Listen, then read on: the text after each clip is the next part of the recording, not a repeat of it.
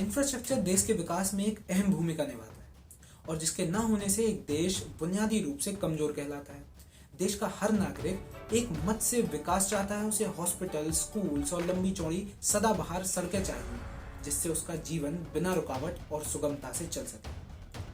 पर क्यों यही इंफ्रास्ट्रक्चर और डेवलपमेंट की प्रक्रिया अक्सर धार्मिक स्थलों पर आकर विकास वर्सेस विनाश की डिबेट में फंस कर रह जाती है। तो जैन तीर्थ समेत शिखर जी को पर्यटन स्थल घोषित करने का विरोध बढ़ता जा रहा है। इस पर और रोज मूर्तियां टूट रही हैं, रोज मंदिर टूट रहे हैं और सबके एक एक के प्रमाण हैं हमारे पास। ऐसा है कि धार्मिक स्थल को विकसित करने का प्रकल्प वो चलाते हैं जो धर्मनिरपेक्ष है। समझ गए ना? अमेरिका का कोई व्यक्ति आता है इंग्लैंड का काशी दर्शन के लिए, तो काशी कैसी चाहिए? नोएडा की तरह चाहिए ना? काशी कैसी चाहिए? नोएडा की तरह चाहिए। तो नोएडा की तरह चलाने के लिए पौराणिक देवी देवता घेरे हुए हैं जगह, कर दो। अब वो काशी को विकसित करने का अभियान चलाया किसने? गंगा जी के ऊपर कितने बांध बन रहे हैं आप जानते हैं। योजना आयोग की चतुर्वेदी समिति ने गंगा, भागीरथी और अलकनंदा पर 70 बांधों की स्वीकृति दी है। 70 बांधों की। आज रेवती रमन जी यहाँ बैठे नहीं है। 2 बार चर्चा कराई है इस सदन में उन्होंने।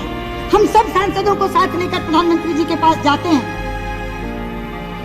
सभापति जी, गंगा हमारे लिए साधारण नदी नहीं है, गंगा हमारे लिए माँ है। इस सवाल पर लोगों के दो रुख दिखाई पड़ते हैं। पहला, जो मानता है कि धार्मिक स्थलों पर इंफ्रास्ट्रक्चर डेवलपमेंट से पर्यटन सुगम होगा। पर्यटन सुगम होगा तो इकोनॉमी भी बढ़ेगी और कल्चरल प्रमोशन भी होगा। पर वहीं दूसरी ओर वो लोग हैं जो मानते हैं कि पर्यटन स्थलों और तीर्थ क्षेत्र में एक अंतर होता है। तीर्थ क्षेत्र की अपनी एक अलग सांस्कृतिक पहचान होती है और एक तीर्थ क्षेत्र को पर्यटन स्थल में बदलने की प्रक्रिया में सरकार और क्षेत्र की यही सांस्कृतिक पहचान को भी तहस नहस कर देती है। इस विकास वर्सेस विनाश की डिबेट में सालों से न जाने कितने इंफ्रास्ट्रक्चर डेवलपमेंट प्रोजेक्ट्स विवाद के घेरे में आए। आज भी सरकार पर्यटन को बढ़ावा देने के लिए कोई भी कॉरिडोर या किसी भी प्रोजेक्ट को सैंक्शन करती है तो उस क्षेत्र के लोकलाइट्स उस प्रोजेक्ट का विरोध अवश्य करते हैं, क्योंकि यही हैं जो सबसे ज्यादा इस पूरी प्रक्रिया में मार झेलते हैं। इनके ही सालों पुराने मकान, दुकान और सामान विस्थापित कर दिए जाते हैं और इनके ही आसपास के छोटे छोटे मंदिरों को गिरा दिया जाता है। इसी विकास वर्सेस विनाश की इस डिबेट में आया है इस बार का बांके बिहारी कॉरिडोर। आइए जानते हैं कि क्या है बांके बिहारी कॉरिडोर और क्यों इसका विरोध किया जा रहा है।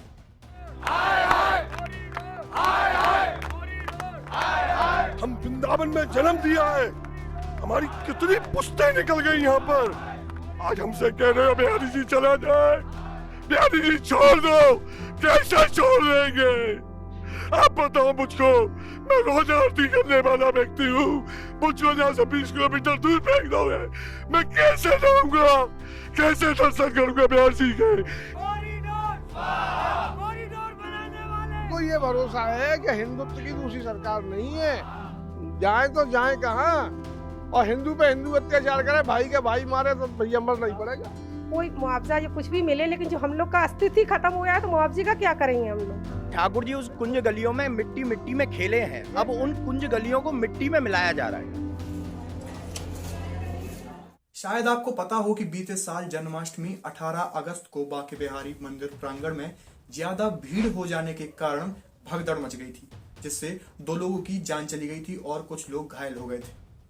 जानकारी के अनुसार इलाहाबाद हाई कोर्ट ने 25 दिसंबर को मथुरा जिला प्रशासन को बांके बिहारी मंदिर के आसपास विकास की परियोजना और श्रद्धालुओं को बेहतर सुविधा देने का एक प्लान मांगा था, जिस पर सुनवाई करते हुए उच्च न्यायालय ने हाई कोर्ट के रिटायर्ड जस्टिस सुधीर नारायण अग्रवाल को नामित करते हुए मंदिर की व्यवस्था को दुरुस्त करने वाली कार्य योजना की एक रिपोर्ट मांगी थी।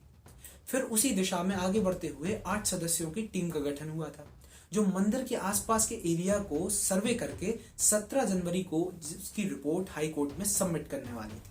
ये कॉरिडोर काशी विश्वनाथ और महाकाल कॉरिडोर की तर्ज पर बनना था, जिसका अनुमानित खर्च 250 करोड़ रुपए लगाया गया था और इन्हीं पैसों में मुआवजा भी शामिल था।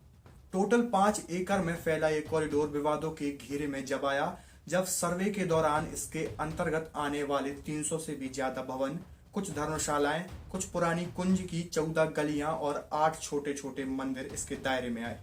इस समय गलियों की चौड़ाई लगभग 20 से 30 फीट है, जो कॉरिडोर बनने के बाद 75 से 90 फीट हो जाएगी। बांके बिहारी मंदिर कॉरिडोर को लेकर शुरू हुए सर्वे में कार्यवाही के दौरान 4 प्राचीन मंदिर सामने आए थे। कमेटी के अध्यक्ष आयुक्त अनुयाय झा ने बताया कि हाई कोर्ट के सख्त निर्देश हैं कि प्राचीन मंदिरों से कोई छेड़छाड़ न की जाए, इसलिए प्रस्तावित कॉरिडोर के दायरे में आने वाले भवनों से इन मंदिरों को अलग रखा जाएगा। सर्वे के दौरान जब घरों को चिन्हित किया जा रहा था, तभी स्थानीय लोगों ने इसका विरोध शुरू कर दिया था। मंदिर के पास रहने वाले व्यापारियों, गोस्वामियों और स्थानीय निवासियों ने पैदल मार्च निकाला, काली पट्टी बांधकर विरोध किया, 36 घंटों के लिए बाजार बंद किया और मंदिर के मुख्य द्वार के सामने घंटे घड़ियाल बजाकर विरोध प्रदर्शन किया। स्थानीय लोगों का मानना था कि कॉरिडोर बनने के बाद वृंदावन का वास्तविक स्वरूप ही बदल जाएगा। वे मानते हैं कि बांके बिहारी यहाँ पर बाल रूप में विराजमान है, इसलिए मंदिर का आकार और गलियां छोटी हैं और आज भी भगवान इन्हीं कुंज गलियों से होकर निधिवन रास करने जाते हैं। आइए अब हम कुंज गलियां और वृंदावन के ऐतिहासिक और पौराणिक मान्यताओं पर नजर डालते हैं। धन्यम वृंदावनम तेन भक्ति नित्य यत्र च। यह श्लोक श्रीमद् भागवत का है। मतलब वो वृंदावन धाम धन्य है जहां हर ओर साक्षात भक्ति महारानी नृत्य कर रही है। वृंदावन शब्द संस्कृत का है। इसका अर्थ है वनों का समूह, लेकिन आज का वृंदावन गलियों का समूह है। इन गलियों में वर्तमान के प्रमाणिक प्रमाण 500 साल पुराने हैं, लेकिन गलियों का इतिहास करीब 5255 साल यानी भगवान श्री कृष्ण के जन्म से भी पुराना है। इसके तमाम नाम भी हैं। ये वही गलियां हैं जहां भगवान खेलते थे, रास करते थे और माखन चुराते थे। प्रहलाद वल्लभ बताते हैं कि गर्ग संहिता के अनुसार वृंदावन अनादिकाल से है। महाप्रलय के बाद जब भगवान बाल गोपाल नवीन सृष्टि की उत्पत्ति करते हैं तो इसका शुभारंभ इसी वृंदावन से होता है।